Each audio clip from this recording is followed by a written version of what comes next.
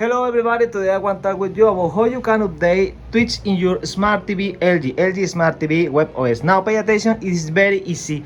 You need to open your LG Content Store. Now in your TV, in my TV is this app, okay? Is that color pink, but in your TV can be a blue or green. LG Content Store, open this. This is like your App Store, App Store or Play Store in your mobile. Now here. Now this is the lobby, this is the trending apps, okay? And can you find in this lobby Twitch? Share. If you can find Twitch here, can you open your search bar and write Twitch?